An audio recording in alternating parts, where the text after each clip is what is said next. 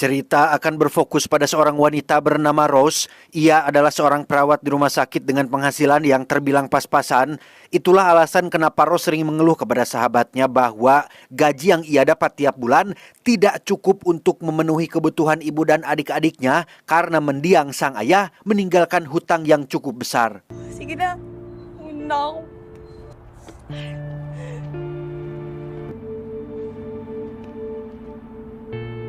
Hari ini adalah kebetulan tanggal gajian, di mana saat Rose akan mengambilnya di ATM, gajinya ternyata belum masuk dan justru yang terjadi adalah... Wala kang Huwag ka lang.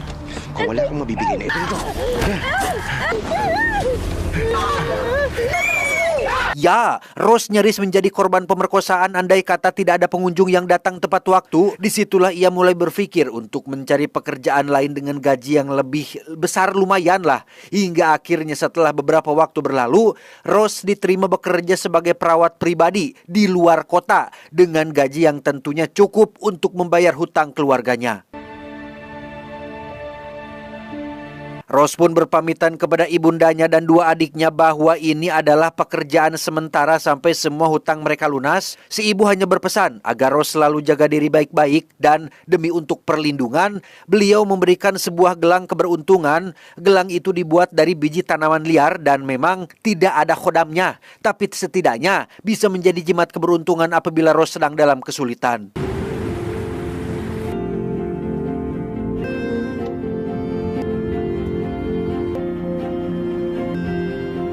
Setelah menempuh perjalanan selama kurang lebih 15 jam, sampailah Rose di sebuah desa kecil yang cukup jauh dari hingar-bingar perkotaan. Tak lama, muncullah seorang wanita bernama, kita panggil saja si Tante, yang bertugas menjemput dan akan mengantar Rose ke lokasi, karena ternyata rumah yang akan menjadi tempat Rose bekerja ada di tempat terpencil yang dikelilingi oleh hutan belantara. Pero meron sa may highway. Wala din wifi, okay lang? Ayos lang po. Wala ka rin oras magka-boyfriend yan. 1 jam menempuh perjalanan sampailah Rose di sebuah rumah terpencil yang katanya dulu ini adalah sebuah resort mewah milik pasien yang akan Rose rawat. Si pasien sendiri bernama Peter, Tuan Peter, seorang bapak-bapak tua yang sempat kena tipu oleh manajernya. Kini beliau hidup dari dana pensiunnya dan harus tinggal sebatang kara dengan si tante yang mengurusi berbagai kebutuhannya. O, diba? Etong mga to, itong mga cabinet na to, meron din banyo. Setelah mengajak Rose ke kamar tempat tidurnya, si tante pun kembali menjelaskan terkait penyakit Tuan Peter, yaitu demensia atau gangguan ingatan yang membuatnya tidak bisa melakukan berbagai hal sendirian. Tugas Rose di sini adalah untuk memberinya makan, membantunya memandi, dan membersihkan kamar, dan lain sebagainya. Kaya nga nagpapadala ako ng tao para din mag-maintain. Sobrang ganda pa rin naman po. Si tante melakukan semua ini karena punya hutang jasa yang cukup besar kepada Tuan Peter. Karena semasa jayanya, Tuan Peter dikenal sebagai sosok yang baik dan dermawan, termasuk salah satunya adalah kepada si tante ini. Simple lang naman ang routine ni Sir Peter. Ay, naku. Sir Peter... Dan inilah bebenguk Tuan Peter yang kerjaannya setiap hari hanya berbaring di atas tempat tidur, yang karena penyakit demensia yang dideritanya, Tuan Peter jarang sekali berbicara dan tidak menjawab perkenalan dari Rose sama sekali. Dalawa lang kayo ni Sir Peter na may iiwan dito. Selesai berkenalan dengan Tuan Peter, si tante pun izin pulang karena hari sudah mau malam. Namun sebelum ia pergi, si tante memberikan semacam semacam bekal atau semacam senjata untuk Rose menjaga diri, yaitu sebuah pistol. Bukan apa-apa, rumah ini berada di lokasi terpencil yang dikelilingi oleh hutan belantara. Andai kata ada bahaya yang muncul seperti binatang buas atau orang jahat, Rose punya pegangan untuk melindungi dirinya dan majikannya.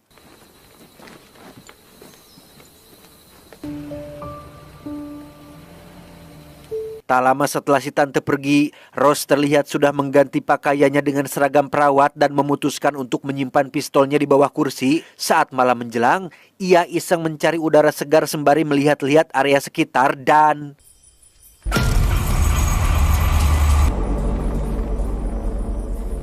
Ih, serem. Entah jurig atau manusia beneran, Rose sama sekali tidak menyadarinya. Keesokan paginya, Rose memulai pekerjaannya dengan membuatkan sarapan untuk Tuan Peter yang tampak seperti geblah-gebloh. Bukannya menyantap sarapan yang sudah disediakan, Tuan Peter justru malah menyukai minuman yogurt yang Rose bawa dari kota.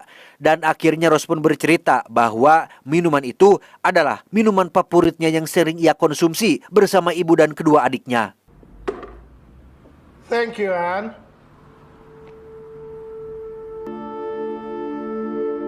Larut malam setelah selesai dengan semua pekerjaannya, Rose terlihat sedang duduk di pinggir kolam renang sembari menikmati tembakau ngefly yang diam-diam ia bawa dari kota. Dan tiba-tiba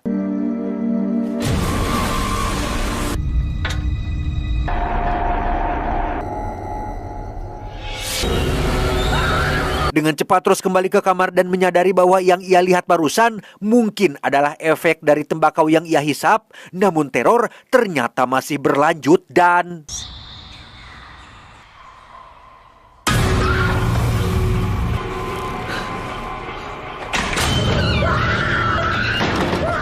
karena cuma bikin penyakit, Rose pun membuang semua itu di halaman rumah. Lantas ia pun langsung pergi ke kamar Tuan Peter untuk memeriksa keadaannya dan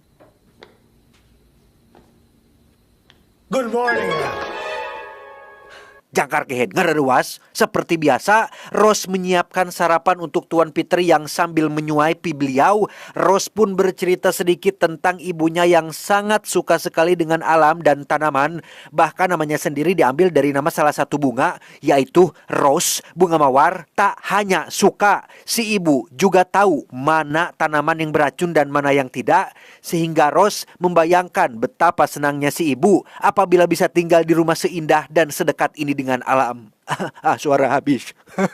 Pangarap ko po sana bigyan siya ng ganito klaseng lugar isang araw. Singkat cerita, malam pun poek. Saat Rose sedang mandi, ia kembali diteror oleh sosok misterius yang sempat muncul kemarin malam. Namun saat dicek, tidak ada siapa-siapa di sana, hanya ada jejak kaki yang mengarah keluar pintu yang ketika Rose mengikuti jejak tersebut, tiba-tiba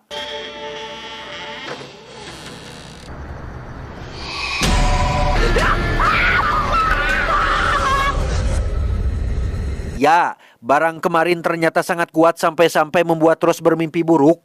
Tak ingin terlalu memikirkannya, Rose pun pergi menemui Tuan Peter untuk menyiapkan sarapan dan beliau terlihat sudah menunggu di sana dengan kondisi perut yang sudah salatri. How are you all these years, Anne? Berbeda dengan hari sebelumnya, kali ini penyakit Tuan Peter sepertinya agak mendingan. Hal itu bisa dilihat dari bagaimana ia mau bicara dan diajak berdialog sehingga mereka berdua pun mengobrol panjang lebar tentang kehidupan masing-masing. Were you happy? Naging masaya naman.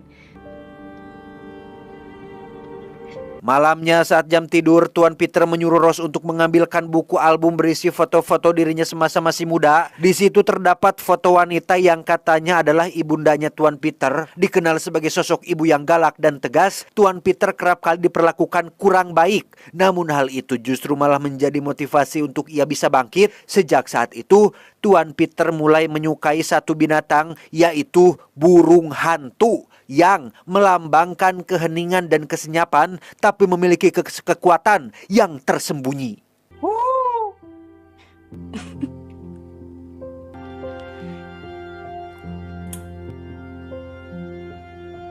Selesai menidurkan Tuan Peter, Rose pun langsung pergi ke kamar dan mandi malam seperti biasa sampai akhirnya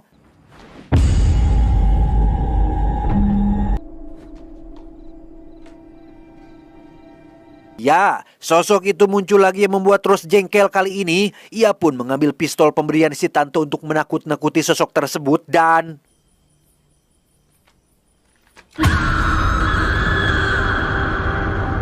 setelah memastikan tidak ada siapa-siapa di luar, Rose pun kembali ke kamar dan langsung rebahan di atas ranjang. Di mana hal mengejutkan terjadi saat ada sesosok tangan keluar dari kolong kasur sehingga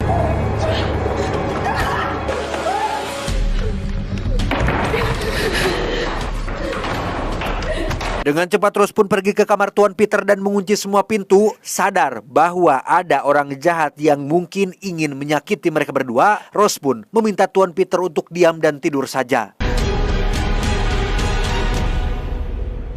Keesokan paginya ketika hari sudah terang, Rose pun membangunkan Tuan Peter untuk memberitahunya terkait orang jahat semalam yang mungkin masih berada di luar. Rose bermaksud untuk pergi ke jalan raya mencari bantuan dan meminta Tuan Peter untuk sabar menunggunya.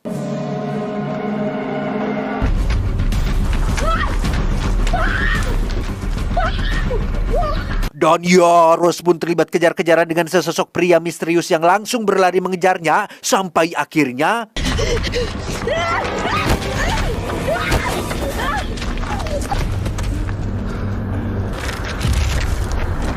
disinilah Rose sekarang terikat di atas kursi dengan si pria yang mencoba menjelaskan bahwa ia tidak bermaksud menyakiti siapapun. Si pria datang kemari untuk mencari kekasihnya bernama Ana yang terakhir kali diketahui bekerja sebagai perawat di rumah ini. Sabi ako na totoo! Nandito na ako para hanapin ang girl! Buwan na siyang nawawala at ito ang huling trabahong pinasukan niya. 1 bulan bekerja di tempat ini, Ana tidak ada kabar sama sekali yang membuat si pria khawatir dan nekat datang ke sini untuk mencarinya. Yang tepat saat si pria masih menjelaskan kronologinya, muncullah seseorang yang tiba-tiba memukulnya dari belakang, yaitu... Wala akong ebidensya pero may kakaiba sa lugar na to.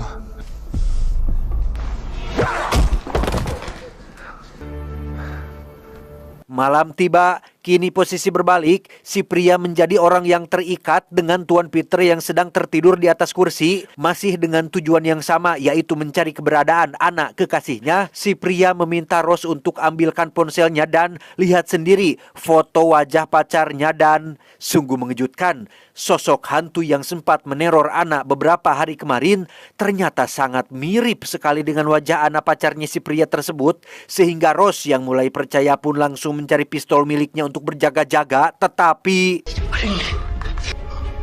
Are you looking for this, Rose?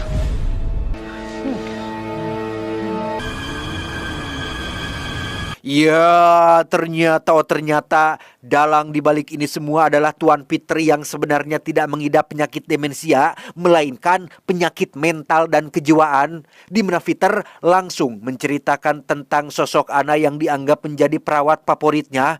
Cantik, baik, peduli, tapi sesekali mengingatkan Peter akan sosok ibunya yang jahat, sehingga penyakit Peter pun akhirnya kambuh dan mulai melakukan berbagai tindakan keji yang di luar norma kemanusiaan.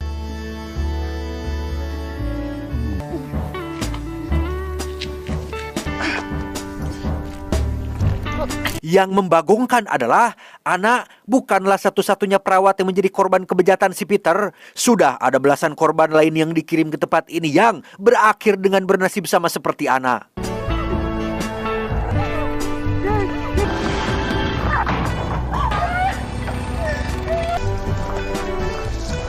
Kaya hindi na siya bumalik sa'yo.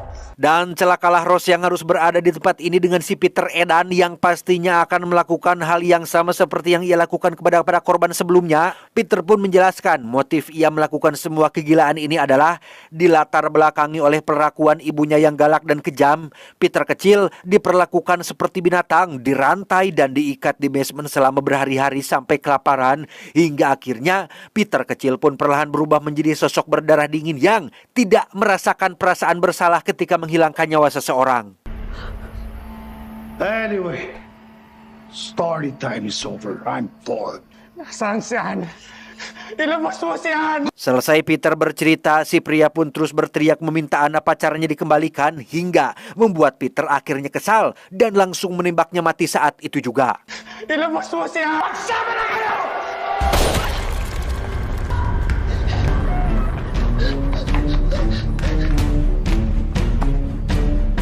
Ketika Rose sedang berlari ke tengah hutan, Peter pun mulai beraksi menjadi sosok psikopat yang selalu mengenakan topeng burung hantu. Menggunakan mobil trail yang biasa ia pakai, Peter pun berhasil mengejar Rose yang mulai kelelahan dan dengan kacamata night vision yang sudah ia kenakan, Peter bisa dengan mudah menemukan Rose yang sedang bersembunyi di belakang pohon.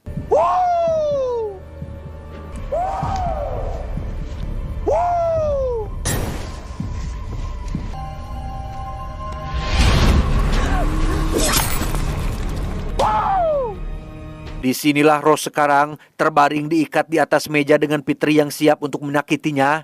Namun setelah dipikir-pikir, Peter mulai menyukai sosok Rose dibandingkan dengan perawat-perawat sebelumnya, sehingga Peter memutuskan untuk menunda eksekusi dan akan menikmati kebersamaan mereka selama beberapa hari.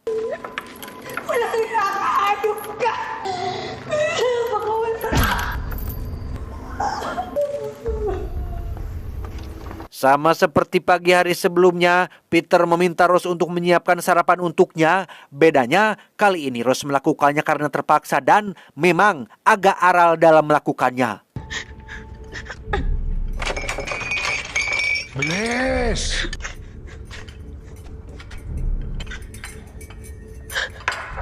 Selesai Rose membuat sarapan, Peter pun langsung menyantapnya dengan lahap dan setelah habis, seperti biasa, ia meminta diambilkan minuman yogurt kesukaan mereka berdua dan Rose memberikannya dengan cara dilempar yang membuat Peter agak sedikit kesal.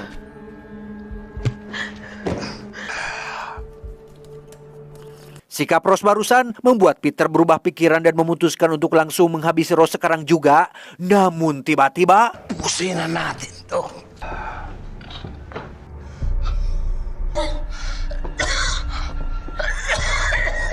Ya, Anda ingat Rose pernah bercerita tentang ibunya yang suka dengan tanaman, tahu mana jenis tanaman yang beracun dan mana yang tidak. Sewaktu pamit, si ibu sempat memberikan Rose sebuah gelang yang terbuat dari biji tanaman liar. Biji tersebut adalah biji tanaman beracun yang sangat berbahaya apabila dikonsumsi, dan Rose sudah memasukkannya ke dalam sarapan yang disantap oleh Tuan Peter tadi. Gawa ito sa halamang tinatawag na matang pusa.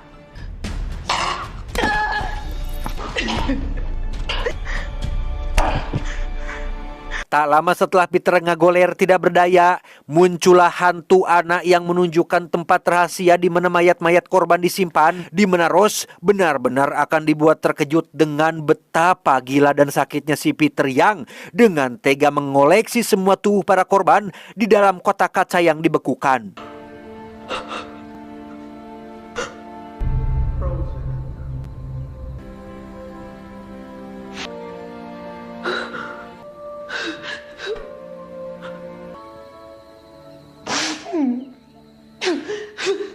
Selesai melihat-lihat ruangan tersebut, Rose pun pergi ke kamar Peter untuk mencari bukti-bukti semua kejahatannya. Di sana terdapat koran berisi orang hilang dan buronan atas pelaku pembunuhan berantai. Juga terdapat tab berisi rekaman video yang ternyata selama ini kamar tempat Rose tidur dilengkapi dengan kamera tersembunyi terdapat di beberapa sudut ruangan.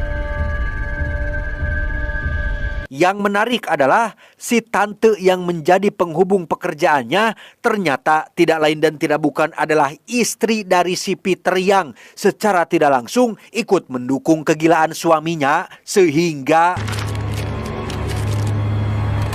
Mahal?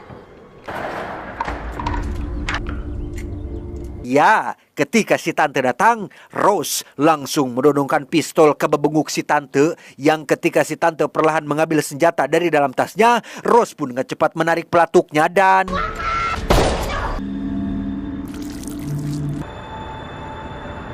Beberapa saat berlalu setelah Rose mendapat pertolongan, ia langsung dirawat di rumah sakit sekitar dengan bapak polisi yang datang untuk melaporkan terkait bukti-bukti yang mereka temukan di TKP bahwa benar Peter adalah pembunuh berantai yang sudah bertahun-tahun menjadi buronan Interpol, dikenal sangat cerdas, tangguh, dan sulit ditangkap. Peter memang sudah memakan banyak korban selama belasan tahun terakhir ini. Namun masalahnya adalah mereka tidak menemukan mayat Peter di TKP dan masih mencari keberadaannya sampai detik ini. Loh. Tamat ending yang sangat membagongkan. Kebiasaan suka tidak memastikan dulu penjahatnya mati.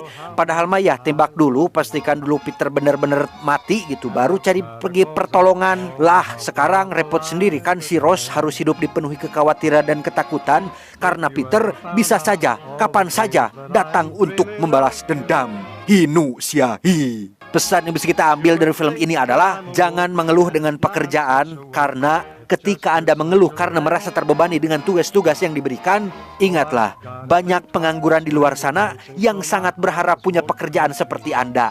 Saya John mewakili jajaran direksi yang bertugas mengucapkan terima kasih dan sampai jumpa di video selanjutnya. Muncrat, adios.